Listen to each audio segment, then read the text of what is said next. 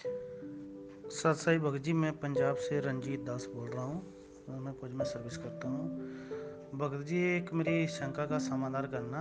जैसे हम गुरु जी से संकल्प भक्ति करके जुड़े हैं, तो जैसे हमारी मान लिया साल की महीने की पर मंथ की 40,000 रुपये पेमेंट है, तो 4,000 हमारा 10वां अंश बन गया।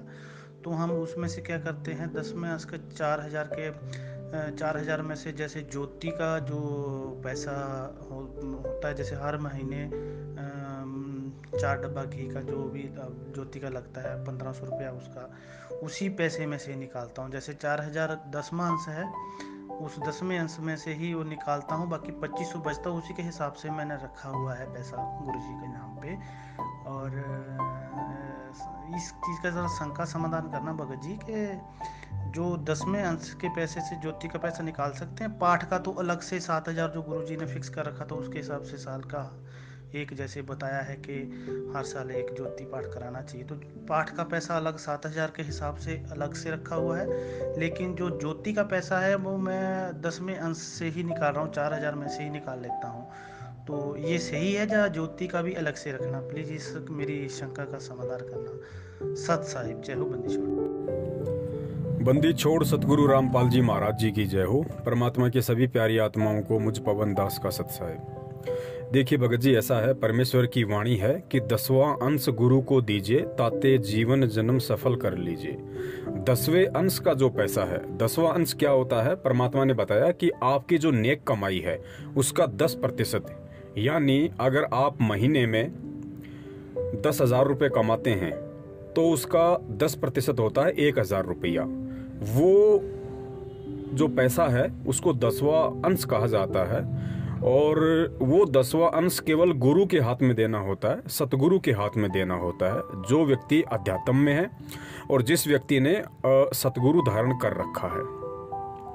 अब आपका जो सवाल है, आप जी कह रहे हैं कि मैं 40,000 रुपये प्रति माह मुझे मिलता है, उसमें से 4,000 रुपये मेरा 10वां अंश हो गया, और 4,000 में से यानी 10वें अंश में से ही मैं जो ज्योति हवन आप अपने घर पे करते हैं उसका घी लेके आते हैं। तो आप जी की शंका ये है, क्या मैं 10वें अंश के रुपए में से घी प्रयोग कर सकता हूँ या नहीं कर सकता हूँ?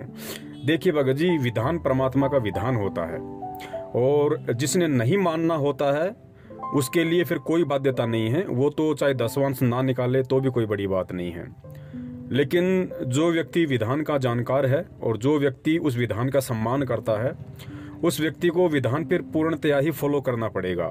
10वां अंश का जो पैसा है वो केवल गुरु के ही हाथों में देना है, यानी 10वें अंश के ऊपर केवल सतगुरु का अधिकार है।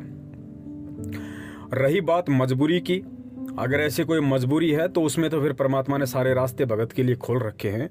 मान लीजिए आपके पास 10वें अंश का पैसा रखा हुआ है और पैसा घर में नहीं है, अचानक से आपका बच्चा बीमार हो गया, आप बीमार हो गए, घर में और किसी ज़रूरत की चीज़ की तंगी आ गई, तो फिर परमात्मा ने बोल रखा है, इन सब बातों के लिए कॉमन सेंस की बात है, आप 10वें अंश का पैसा अपनी उन ज़रूरतों में लगा सकते हैं। लेकिन अपना नोट करके रख लें कि मैंने परमेश्वर का जो 10वां अंश निकाल के रखा था उसमें से मैंने 2,000 रुपये मेरे मतलब पर्सनल यूज के लिए मैंने यूज कर लिए हैं, और जब परमेश्वर को देने होंगे तो उस समय मुझे 2,000 रुपये वापस उसमें मिलाने होंगे, वो एक अलग बात है।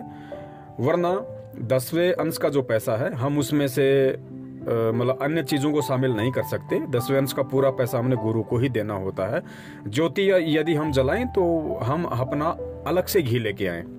देखिए, मजबूरी का मैंने बता दिया, अगर मजबूरी है जब तो आप जला सकते हैं, कोई बात नहीं है, अन्यथा 10वां अंश का पूरा पैसा गुरु को ही देना होता है। एग्जाम्पल के तौर पे आप किसी अच्छी स्कूल में अपने बच्चे को पढ़ाते हैं तो आपको पता है कि स्कूल आपको अपनी फीस बता देता है कि हमारे फीस एक साल की 80,000 रुपये। 80,000 रुपये तो आपने खाली उस बिल्डिंग में अपने बच्चे को बैठाने के लिए जमा करवाए हैं। उसके अलावा जो बुक्स आएंगी, जो बच्चे की ड्रेस है, बच्चे का जो क्या बोलते हैं, जो गाड़ी वगैरह से जाता है, जो उसका ट्रांसपोर्टेशन का खर्च है वो अलग है। बच्चा जब कहीं पिकनिक पे जाएगा, स्कूल का टूर जाता है तो उसका खर्चा अलग से होता है। हम सब इन बातों को अच्छे से जानते हैं। स्कूल की स्कूल जो है कभी भी अपनी जो फीस होती है उसमें से बच्चे की सारी सुविधाओं को शामिल नहीं करता है। तो ठीक इसी प्रकार भगत जी, ये जो अध्यात्म है, जो आश्रम है, वो हमारा एक स्कूल है। गुरुजी हमारे टीचर हैं, और गुरुजी ने सत्संगों के बदले हमारे जीवन को सफल बनाने के लिए और आने वाले समय में हमारे प्रारब्ध में जो संकट हैं उनको हल्का करने के लिए, उनकी दिशा मोड़ने के लिए परमात्मा ने 10वें अंश के रूप में एक फीस रखी हुई है। तो वो फीस तो उनको कंप्लीटली ही देनी पड़ेगी। उसके अलावा यदि आप कोई और चीज़ करते हैं तो उसको आपका अपना अलग से व्यय करना होगा। सत्साई, जय हो बंदी छोड़ के।